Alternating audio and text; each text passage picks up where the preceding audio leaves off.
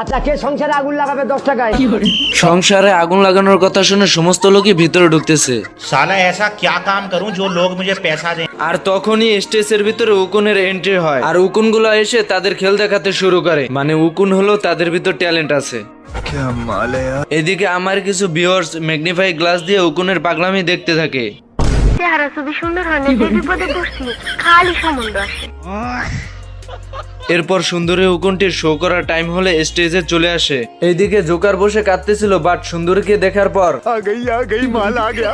মানে গাইস, মন যতই খারাপ থাকুক না কেন, মেয়ে দেখলে মাথা ঠিক থাকে না। এক কথায় মাল তার পটাতেই হবে।